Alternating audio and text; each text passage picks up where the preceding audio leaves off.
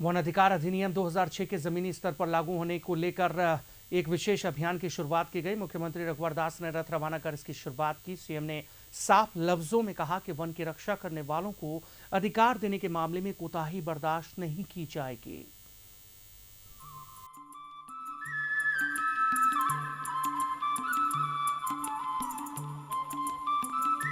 पूरे देश में साल 2006 में लागू किए गए वन अधिकार अधिनियम को जमीनी स्तर पर लागू करने के लिए रघुवर सरकार गंभीर है। राजधानी में आयोजित कार्यक्रम में सीएम ने ग्रामीणों को वन भूमि का पट्टा सौंपकर अपनी मंशा जता दी है। इसके लिए विशेष अभियान के तहत रथ भी रवाना किया गया और 1 जून से 14 जून तक ग्राम सभा की बैठक कर वन अधिकार पट्टा देने का निर्णय भी लिया गया है। इसके लिए वन विभाग, कल्याण विभाग, राजस्व विभाग को सामाजिक संगठनों और ग्राम सभा के साथ सामंजस्य बनाकर सही तरीके से लागू कराने का निर्देश दिया गया है। उपायुक्त को जिला स्तर पर इसकी जिम्मेवारी सौंपी गई है। वहीं मुख्यमंत्री ने इस पूरे मामले में किसी भी तरह की कोताही बर्दाश्त नहीं करने की चेतावनी भी दी है। गरीब जनता, जनजाति के लोग जिन्होंने आज वन की रक्षा करते हुए इस झारखंड को वन से आच्छादित प्रदेश का दर्जा देना है, उनको मान सम्मान अधिकार ये हमारी जिम्मेदारी है। सत्ता में बैठे हुए लोग ये जिम्मेदारी है और उस जिम्मेदारी को हम निर्वाह करेंगे। करने के पीछे लक्ष्य बना हर जिले में तीनों अधिकारी और डीसी की जिम्मेदारी होगी कि तीनों विभाग के अधिकारियों के साथ बैठ करके हर जिले में लक्ष्य मैं फिर कहता हूं, कोई काम करना हो तो प्लानिंग बनाएंगे।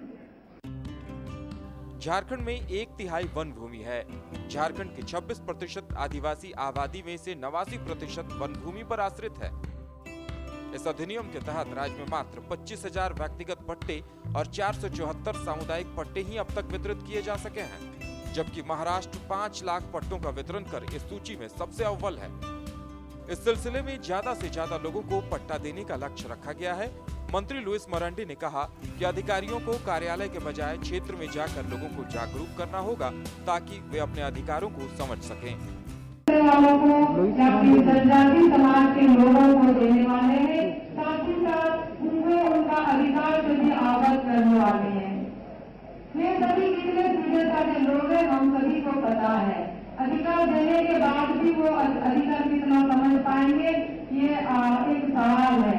क्योंकि ये आज का जो ये कार्यशाला है वनाधिकार कानून को प्रभावशाली बनाने के लिए और उसके क्रियान्वयन को सुनिश्चित करने के लिए है। ग्रामीणों को जानकारी देने के लिए झारखंड सरकार ने पैक्स और झारखंड वनाधिकार मंच के साथ मिलकर साझा मंच तैयार किया है। पैक्स वर्तमान में झारखंड के 12 जिलों में काम कर रहा है। वहीं सरकार के सामने ऐसे गांवों को राजस्व ग्राम के रूप में विकसित करने की चुनौती भी है।